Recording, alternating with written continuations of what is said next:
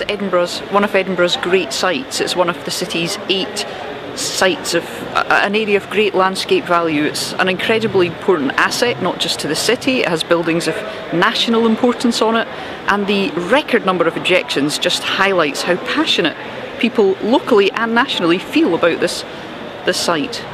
I think it was an extremely difficult decision that the planning committee made, and I entirely understand the very genuine concerns and anguish felt by local people about this.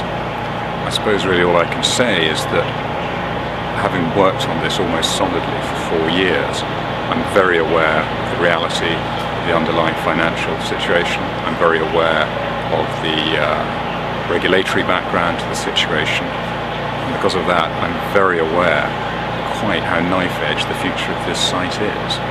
So are you to be trusted with such an important site? I hope so. I think we're the only significant developer of listed buildings in Scotland, certainly that I'm aware of. I take an enormous amount of pride in the quality of the work we do. We're very committed to Edinburgh, and certainly the time I want you to ask that question is when we're completing the project, because it's something I want Edinburgh to be proud of.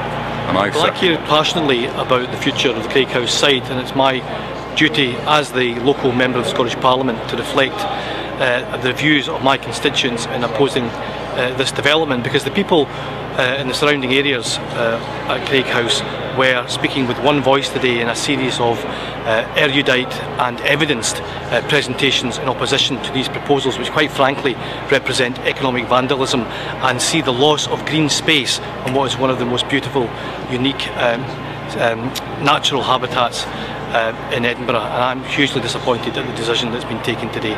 Clearly it must rank as one of the most important. We've been 8 hours up there today looking over this application in great detail.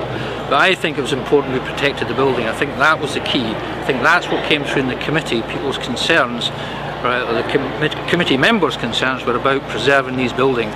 Right, I understand a lot of people are going to be unhappy, right, but I think we've gone a long way to meet the concerns of the local community. So at least, right, we're not saying nothing's going to happen. Some of the stuff in terms of the housing has been reduced by half. The whole woodland and the grassed area will be preserved in perpetuity.